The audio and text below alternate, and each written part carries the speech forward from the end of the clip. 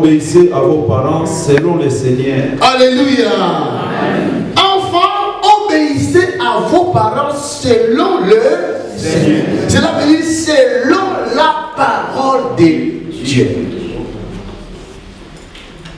Si ton père est magicien, sataniste, sorcier, illuminati,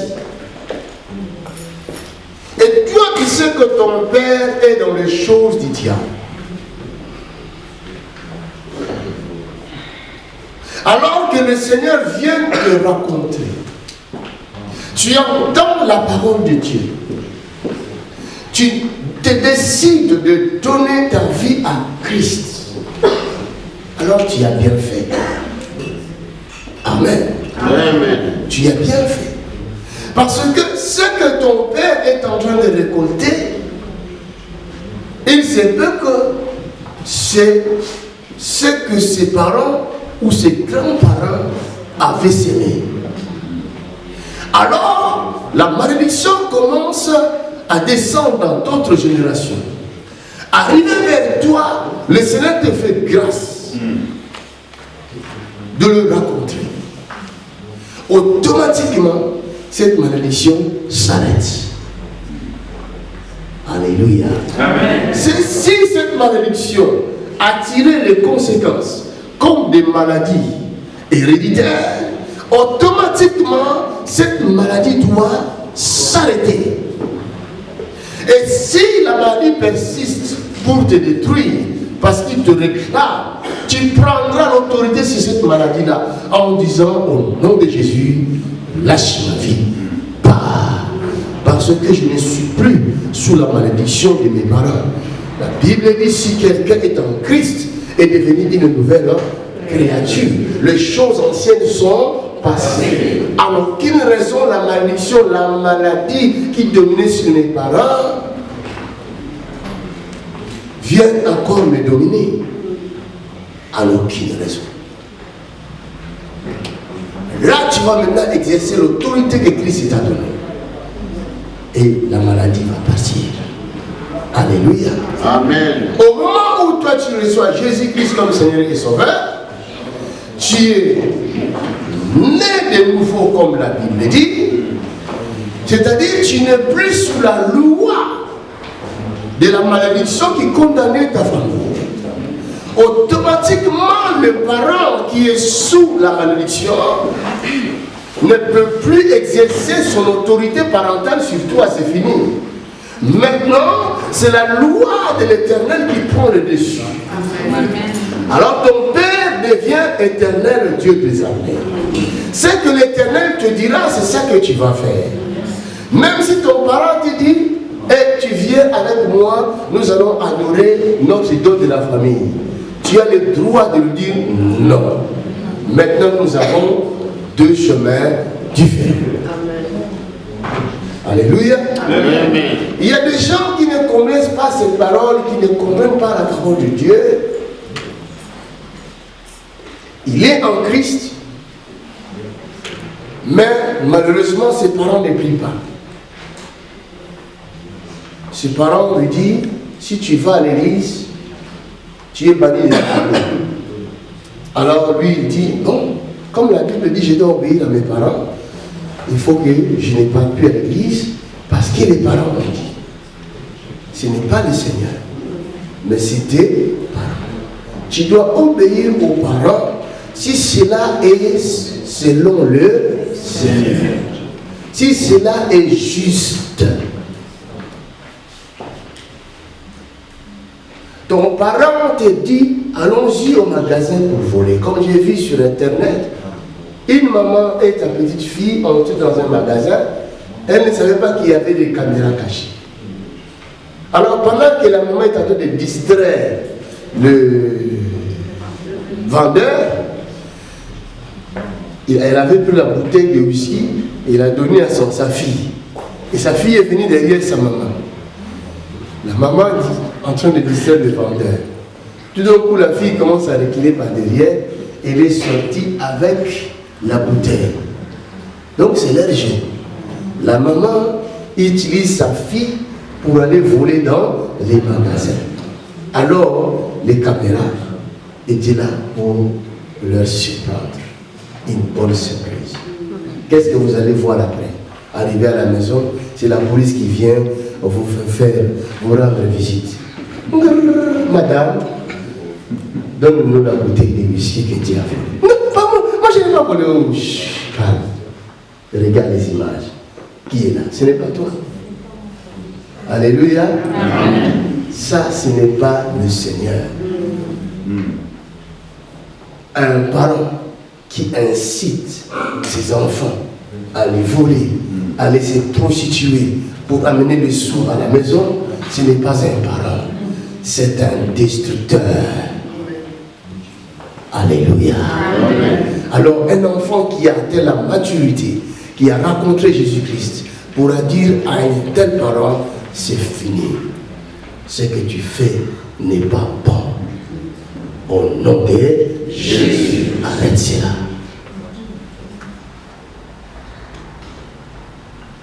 Il y a d'autres familles, dans d'autres familles, les parents, les enfants ont pris la place des parents. Et les parents sont devenus enfants, les enfants sont devenus parents. Pourquoi? Parce que les enfants ont acquis la maturité.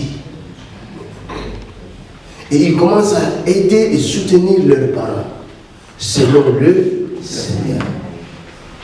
Il est bon, il est agréable, il est merveilleux de connaître Jésus de Nazareth. Amen. Nous avons tous un parent et c'est lui que nous devons d'abord obéir. Si nous voulons vivre longtemps sur terre, obéissons à notre Père Céleste, la parole de Dieu. Amen. Vous me comprenez? Amen. Je n'écris pas, je parle doucement pour que vous compreniez tous. Parce que si cette parole arrive à prendre place dans votre tête, votre réussite poindra vers les jours. Amen. Le succès vers les jours.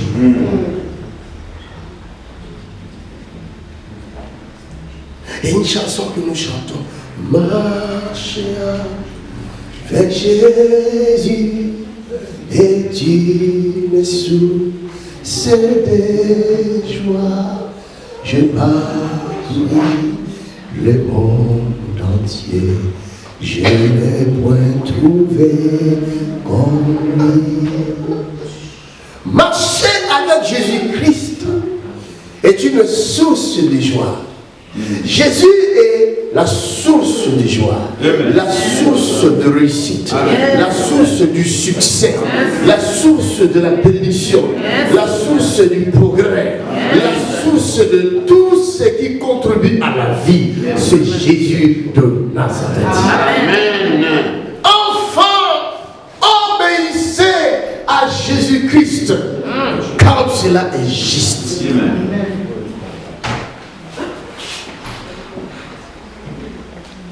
Obéissez à Jésus-Christ.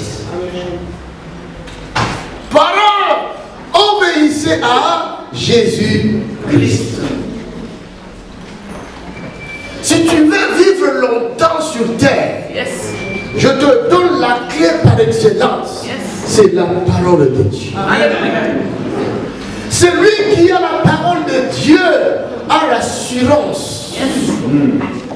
Une assurance par excellence. La Bible dit la foi est une ferme assurance. Or, la parole de Dieu nous donne la foi. La foi vient de ce que l'on entend.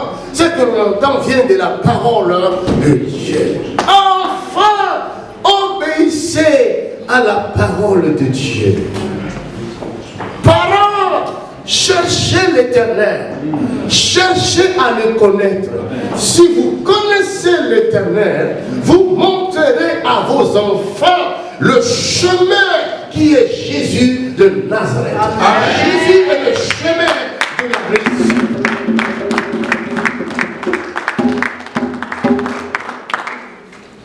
Je n'ai pas autre chose pour donner à mes enfants si ce n'est que Jésus de Nazareth? Amen. Chaque fois quand je m'en vais prêcher la parole de Dieu, il y a d'autres parents, eux ils prennent leur temps d'aller dans les vacances avec leurs enfants. Moi, je n'ai pas de vacances.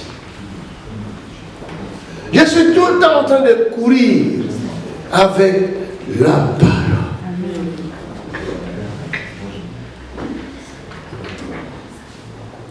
Afin qu'un jour, ce que je fais, que mes enfants les fassent. Amen.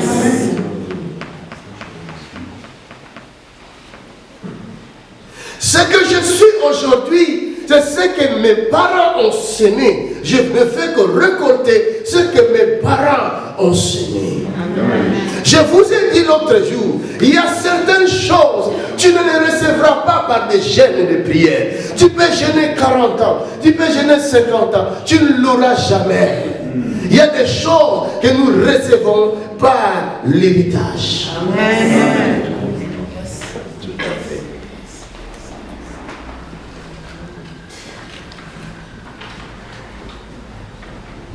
Des fois, quand je quitte ici, à 22h, comme hier, je rentre avec mes enfants, on arrive tard à la maison. Ils vont dormir tard, alors que les autres enfants ont mangé à l'heure. Ils ont dormi à l'heure. Mais les miens, nous rentrons tard, nous mangeons tard. Le lendemain matin, ils doivent aller à l'école. La Bible dit l'Éternel est juste. Amen. Alléluia. Amen. L'Éternel est juste. Aujourd'hui, je me réjouis avec le don que le Seigneur m'a donné. Amen. Le monde se retrouve. Amen. Tu auras la paix assurée. Amen. Grâce à ce don. Mais la personne qui a souffert pour que ce don se manifeste aujourd'hui, tu ne le connais pas. Vous voyez? Alors je te conseille de travailler aussi pour les autres. Amen. Commence à chercher l'Éternel aujourd'hui. Commence à obéir à sa parole aujourd'hui. Afin que les enfants que tu mettras au monde puissent trouver un jour l'héritage que tu auras laissé après toi. Il y a d'autres personnes qui ont abandonné Dieu. Ils ont pris leur temps à se réjouir sur terre, à courir après des femmes. Ils ont bâti des maisons, mais malheureusement, ils ont eu aussi des milliers de femmes sur terre et ils ont conçu plusieurs enfants ici sur terre. Un papa qui a plus de 300 enfants. Ah oui, j'en ai vu un sur le net en Angola, il a presque tout un village. Tu l'as vu? 147. 100 combien? 147. 147 femmes. Enfants. Et combien de femmes? 41. Alléluia. Le mec a réussi à bâtir tout un village. Mais ce qu'il oublie, c'est que il n'a fait que creuser des tombes contre ses propres enfants. Parce que quand il ne sera plus là, ses enfants commenceront à se battre. Qui va rester à la place de papa? Qui va prendre l'héritage qu'il a laissé? Qui va prendre ceci et cela? Qui va prendre cette maison? Vous le voyez sous vos yeux là. Mais s'il était sage, il allait chercher l'Éternel avant sa mort. Afin de dire à ses enfants, voici le chemin, la vérité et la vie. Yes. Amen. Amen.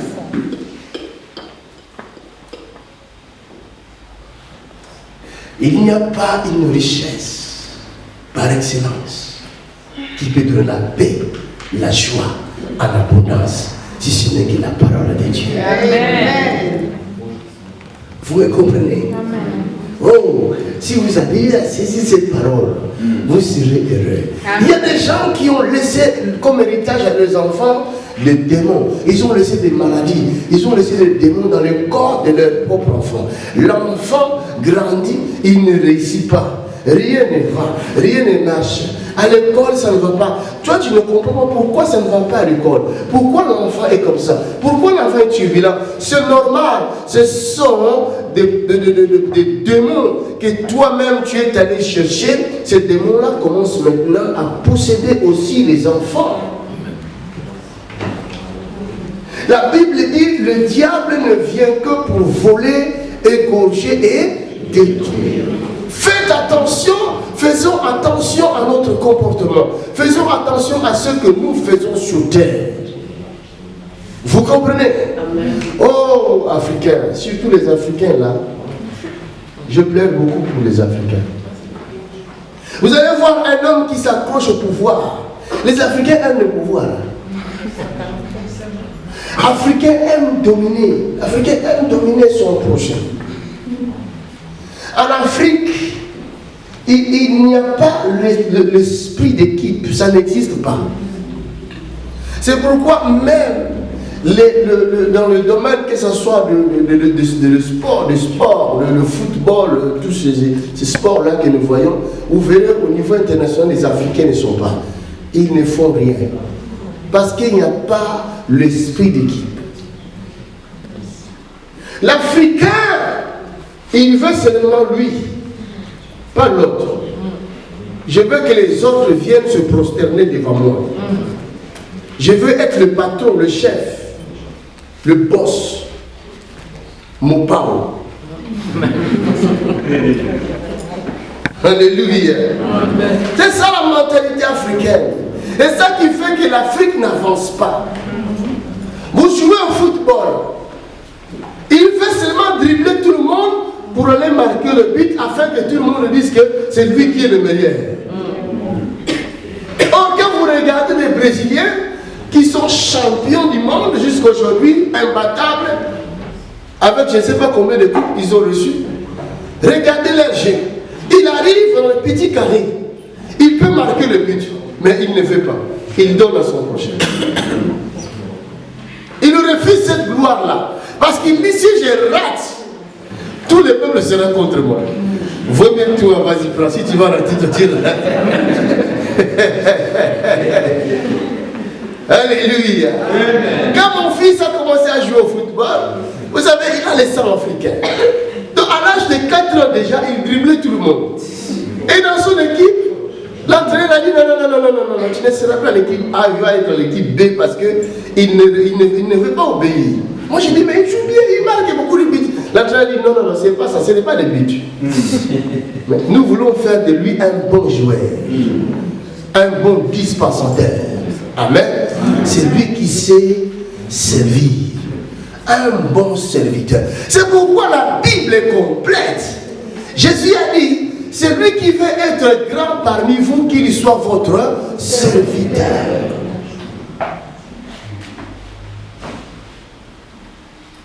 Mais l'Africain, non. L'Africain ne veut pas servir.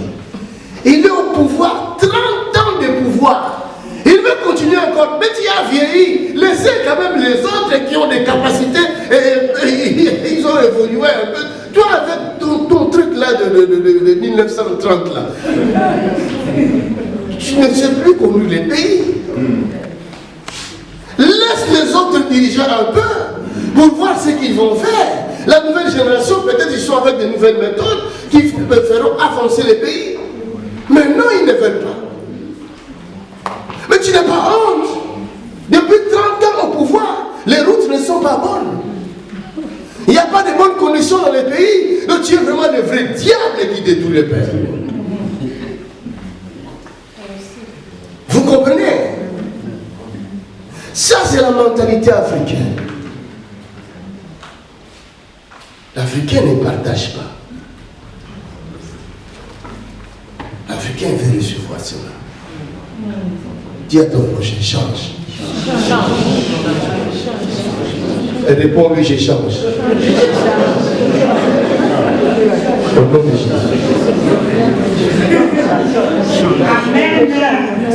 Alléluia. Amen. La parole de Dieu est complète. Tout ça, c'est la parole qui nous l'a dit bien avant. Soyez serviteurs pour devenir grands. Pourquoi? Parce qu'il y a plus de bonheur de donner que de recevoir. Amen.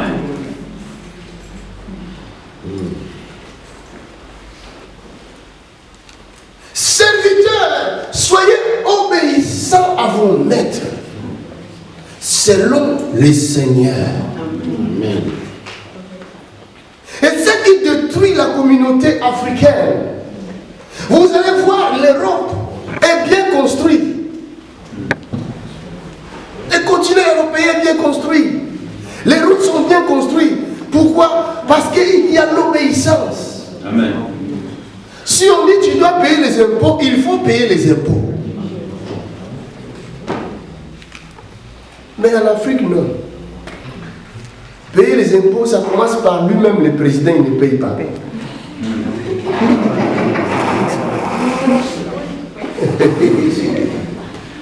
Et toute sa famille ne paye. Hein? Dis à ton prochain, j'échange. Comment voulez-vous construire votre pays? Vous ne contribuez pas. Et le pays va avancer comment? Dans la caisse de l'État, il n'y a rien.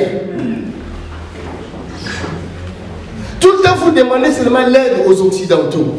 Vous ne savez pas que si vous êtes toujours en train de demander, c'est lui qui vous donne, aura toujours le pouvoir sur vous.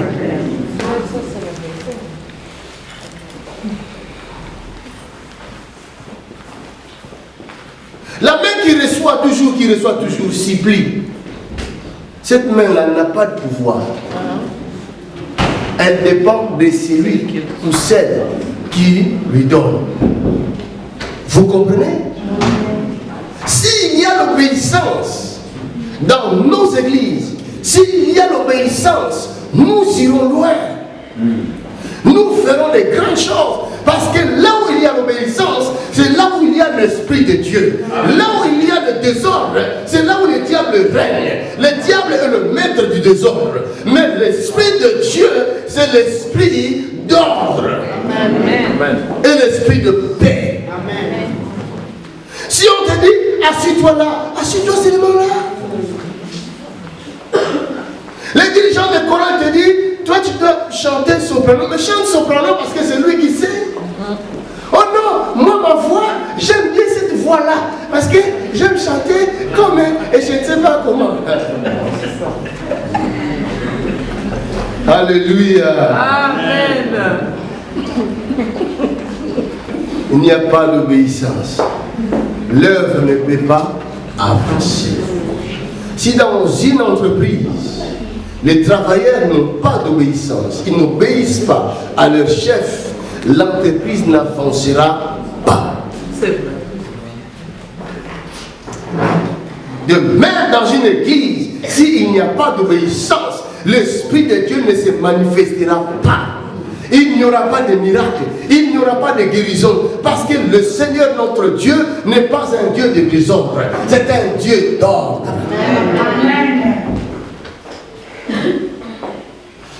Si on met devant toi un leader, même si c'est un jeune, 2 fois plus jeune que toi, comme il est revêtu d'autorité qui lui a été confiée, tu es obligé de l'obéir.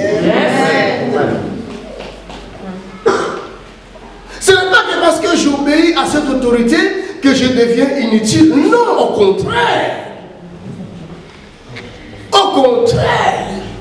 Quand je fais bien mon travail, je suis un responsable. C'est pour faire avancer l'œuvre du Seigneur. Amen. Amen.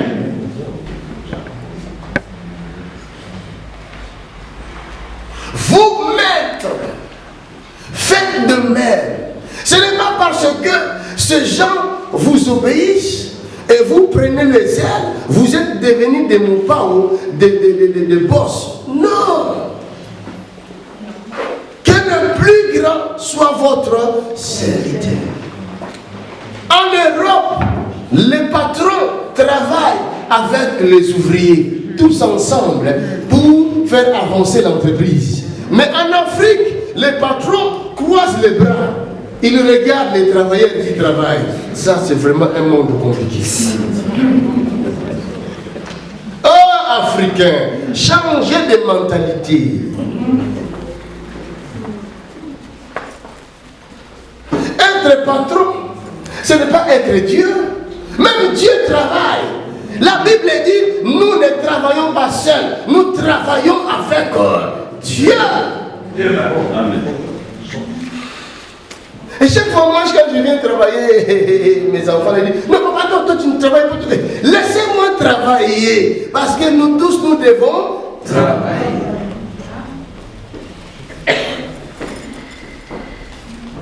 Un bon patron, c'est celui qui montre l'exemple. Nous devons apprendre à être petits, afin que Jésus fasse de nous des grands. Alléluia. Amen.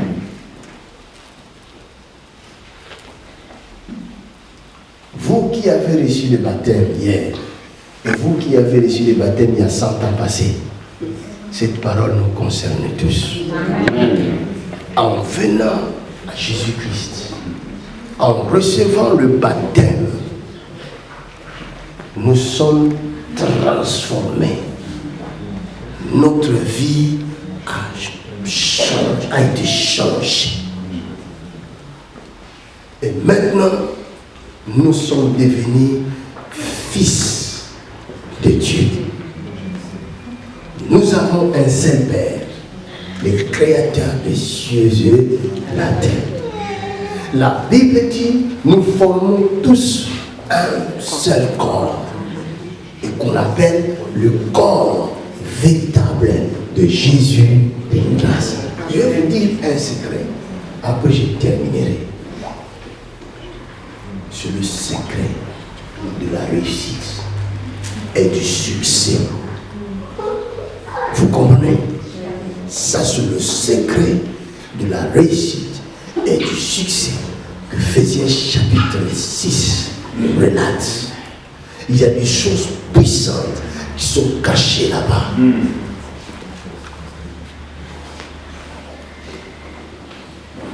Dans verset 10 du chapitre 6 d'Éphésiens, il dit, au reste, après avoir nous parlé de toutes ces choses, pour nous permettre de vivre longtemps, maintenant il entre dans une autre dimension pour nous permettre de posséder ce qui est en nous et de posséder le monde entier. Vous savez, un enfant ne peut pas posséder le monde. Un enfant ne peut rien faire. L'enfant attend que l'on fasse pour lui. C'est pourquoi il a commencé par parler aux enfants. Je vous ai dit hier, Esaïe avait dit, un enfant nous est né, mais un fils nous est donné.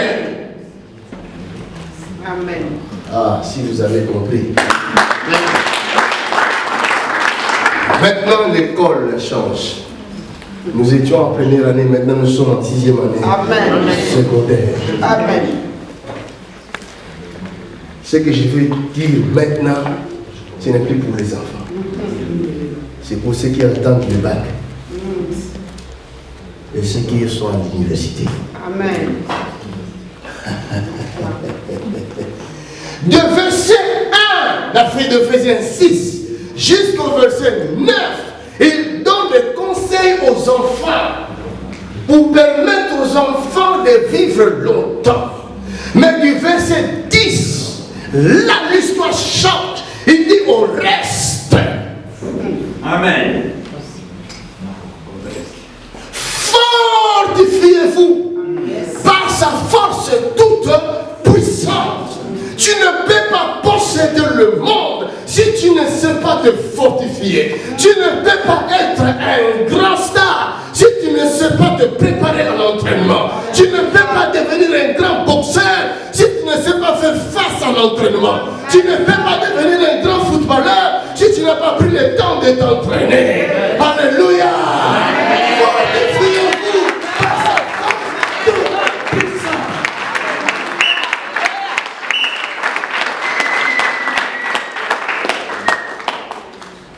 Il y a des gens qui nous regardent, ils nous voient opérer des miracles dans le nom de Jésus. Les miracles ne viennent pas en mangeant la semoule. Les miracles viennent par un entraînement de Dieu extraordinaire. J'ai été entraîné par le Créateur des cieux et la terre. J'ai passé des moments difficiles. J'ai traversé le désert. Il y a des moments où j'ai été désespéré. Je ne pense plus revivre. Mais par la grâce de Dieu, je me suis retrouvé debout en train de prêcher la parole.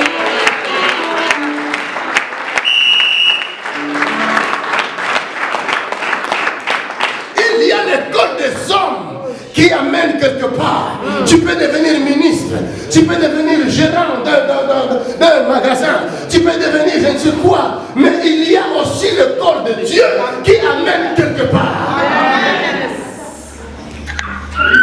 Dieu forme des dieux. Comme un homme et un enfant, s'ils s'accouplent, ils donneront naissance à un homme. Ils ne donneront pas naissance à une bête. Si un homme et une femme s'accouplent et qu'il y a un chat qui sort, ça devient dangereux. Vous comprenez? Ah! Je t'ai épousé. Et maintenant tu mets au monde un chat. Ah! Qu'est-ce que c'est cette histoire? Ce jour-là, je crois le mariage sera fait. Il y a des gens qui se disent enfants de Dieu. Mais quand tu le regardes en profondeur, tu le regardes bien, tu vois, non, ça ce n'est pas un enfant de Dieu. Il y a une autre mentalité qui sort là. C'est un serpent, c'est un vipère, c'est un porc, c'est un je ne sais quoi, c'est un chien. Mais c'est quoi cette race-là? Dieu ne peut pas mettre au monde un chien.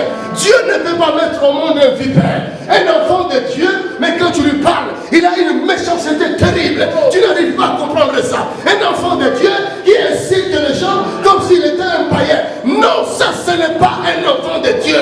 Dieu met au monde les enfants de Dieu qui ont l'image de Jésus-Christ.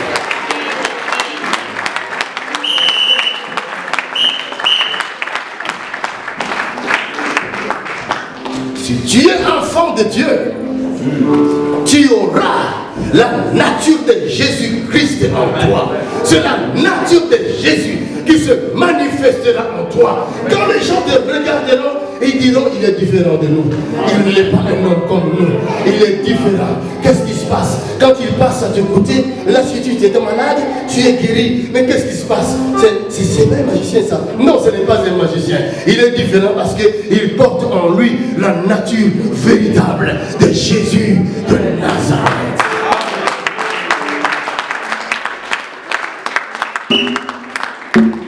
C'est pourquoi Jésus leur a dit, oh, ne vous inquiétez pas, vous allez les reconnaître par leurs fruits. Oh,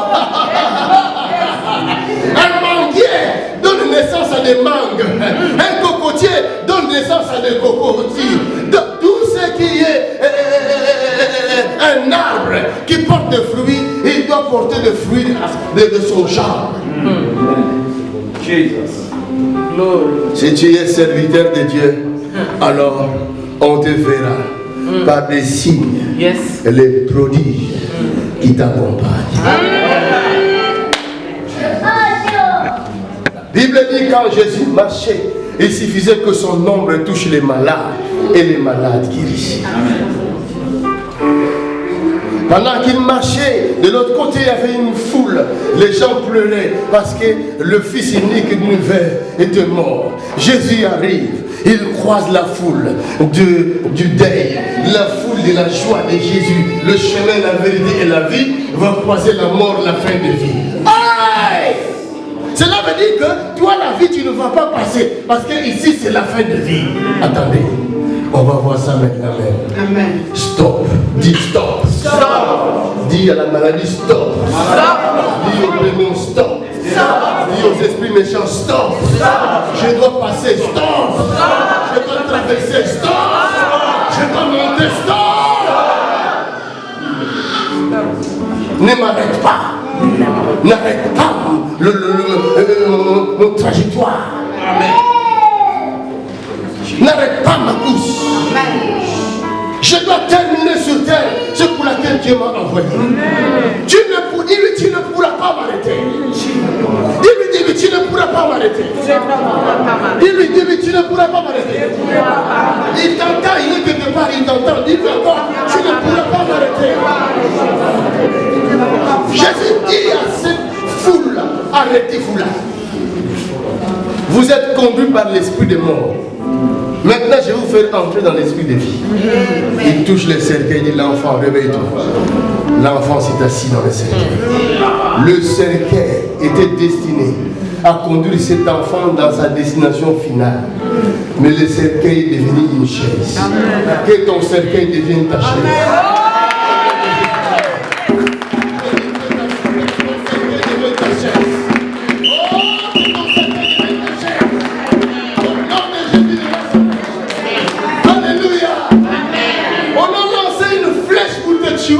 Aujourd'hui, la flèche sera changée en fourchette. C'est avec cette flèche-là que tu vas prendre la viande pour le manger. Est-ce que vous comprenez ces choses? La flèche sera changée en fourchette. Je vais prendre la viande. C'est pour dire que vous ne m'avez pas tué. Je ne mourrai pas, je vivrai. Je témoignerai les œuvres de Dieu.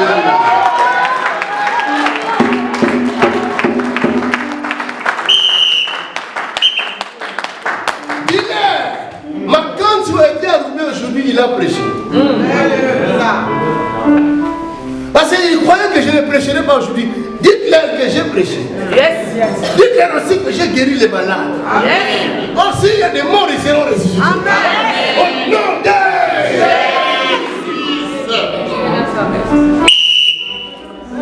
voilà, je leur dis, je ne mourrai pas comme ça. Ils se trompent, je ne mourrai pas comme ça. Ils font des manteaux de puissance, ils mettent sur toi. Et dit, mon fils, lève-toi là. Amen. Il faut que le monde entier te voie. Que les caméras du monde entier te filment. Parce qu'il est temps que je me glorifie en toi. Parce que tu es la joie de mon cœur. Tu es la fierté de l'Éternel ton Dieu. Alléluia. Que l'église roumaine devienne la fierté de l'Éternel.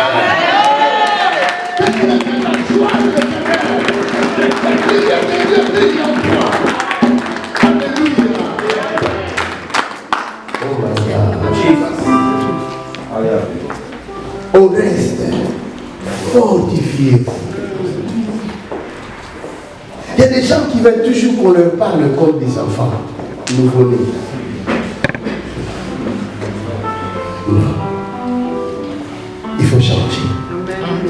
Il faut grandir. Il a parlé à des enfants. Mais au fils, il dit, fortifiez-vous. Comment? Par sa force, pas n'importe quoi. Allez-y, prendre la force de Jésus-Christ. Revêtez-vous de sa force.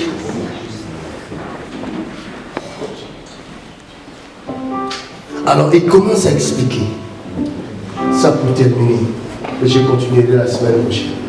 Il commence à expliquer. Il dit, prenez sur vous, sur votre tête, mettez le casque du salut. Amen. Amen. Si l'Amérique est devenue puissante aujourd'hui, c'est grâce à ces armes. Ils ont bombardé le Japon et ils ont été,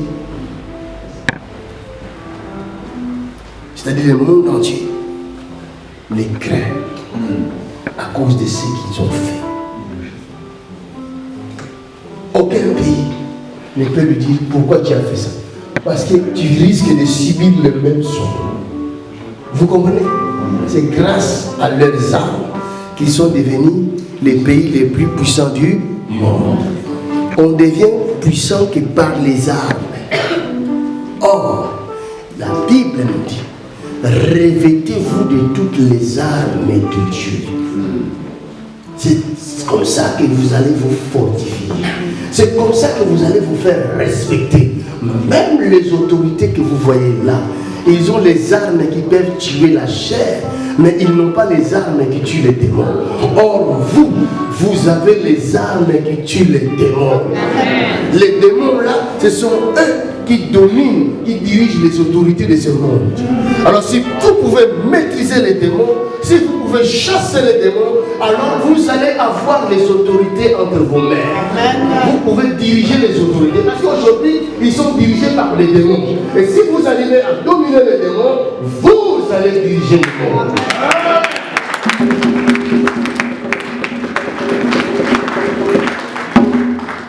Il y a des gens qui ne savent pas, ils passent leur temps à chercher des choses qui ne rassasient pas, des choses qui ne fortifient pas, au lieu de chercher Jésus de Nazareth afin d'être revêtu par lui. Si vous arrivez à être revêtu par Jésus-Christ, vous allez dominer le monde. Les autorités vous écouteront. Ils vous chercheront. Ils vont chercher les marabouts. Vous savez qu'ils vont chercher les marabouts parce qu'ils ont besoin de la puissance. Et s'ils savent aujourd'hui que toi tu domines les marabouts, ils vont encore vers les marabouts. Et c'est toi qui viendront chercher. Bientôt ils viendront me chercher ici. Je vous dis la vérité. Vous les verrez ici, ils viendront. Je leur poserai les mains au nom de Jésus. Que soit monsieur. Alléluia. Amen. Je vous dis, ils m'ont déjà cherché. Je ne dirai pas les noms. J'ai déjà prié pour eux. Mais maintenant, je parle de ceux qui sont ici à Roubaix, à Lille, les autorités du nord de la France et de la France tout entière. Je les appelle de venir chercher la puissance. Ici, c'est la source de la puissance. Ça ne sert à rien de donner de l'argent aux marabouts. Ils n'ont rien à vous donner. Venez. Quickly. Alléluia. Cherchez Jésus-Christ. Il vous donnera ses armes. Et ces armes vous feront respecter.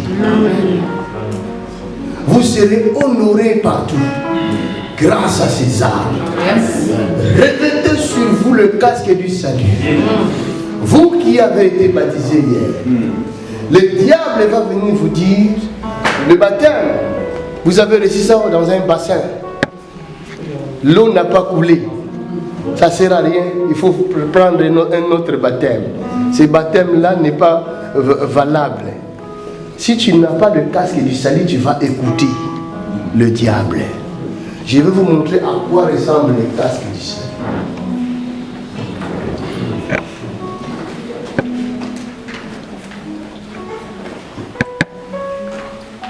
Pour le caméraman, ça c'est le casque du salut.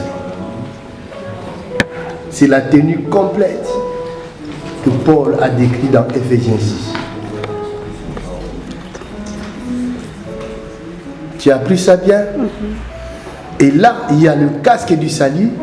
Ce casque prend tout le visage, ainsi que les oreilles. Vous comprenez? Si je le fais passer par là, vous allez, ça va prendre beaucoup de temps. Je cours après le temps. Vous voyez? Ça, c'est le casque, ainsi que la tenue de Romain à l'époque. Donc, Paul avait pris ça comme exemple pour expliquer ce qu'un chrétien doit chercher. Comment un chrétien peut être. Ça, c'est la tenue qu'il faut.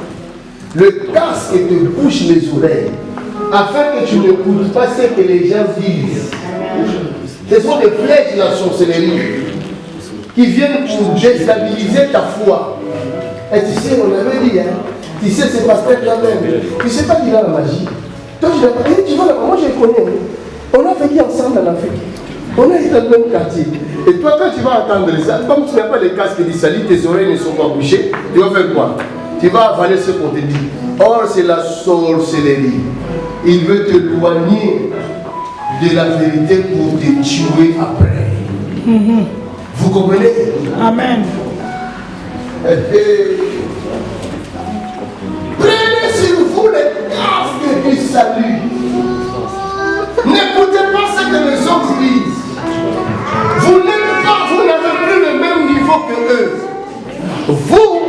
voyez le Seigneur, vous parlez avec le Créateur des cieux et de la terre, jour et nuit. Il y a un homme qui était venu, ce n'était même pas un homme, c'était un ange. Il est venu donner un message à Zacharie. Il lui dit que tu mettras au monde un fils. Mais Zacharie, comme il était devenu vieux, il a douté. Ange Gabriel va lui dire, toi tu doutes. Moi je suis celui qui se tient en la face de Dieu, jour et nuit. Tu doutes de mes paroles. Bien-aimé, je vais vous dire une chose. Gabriel n'est pas plus que toi. Amen. Ils n'ont pas compris. Gabriel n'est pas plus que toi. Michael n'est pas plus que toi. Raphaël n'est pas plus que toi. Ce sont tous des esprits au service de ceux qui doivent hériter le salut. Ce sont des serviteurs de vent que Dieu a envoyés pour toi. Mais toi, tu es le fils véritable de Dieu.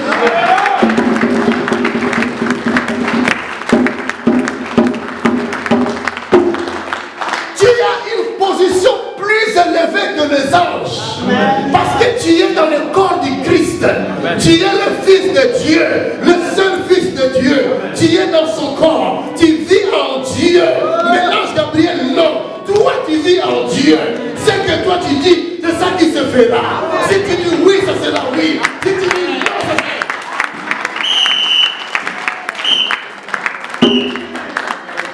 C'est pourquoi il a dit, vous guérirez les malades à mon nom. Vous imposerez les mains aux malades et les malades seront guéris. Ce n'est pas les anges qui guérissent les malades, mais c'est toi qui as le pouvoir de guérir les malades. Tu as même le pouvoir d'arrêter Satan. Tu as le pouvoir de détruire l'œuvre du diable. Mais l'ange n'a pas ce pouvoir. Il dit, vous marcherez sur les serpents, c'est-à-dire sur les diables, sur les scorpions, c'est-à-dire sur tous les démons, les esprits méchants, et sur toute la puissance du diable et de souvenir. Il t'a donné un pouvoir au-dessus des anges. Mais toi, tu ne sais pas. Tu n'as pas le temps de parler à ces gens qui ne connaissent pas ton Dieu. Tu ne peux pas donner ton oreille. Va donner ton oreille à Dieu. Écoute Dieu. Et lui, il te fortifie.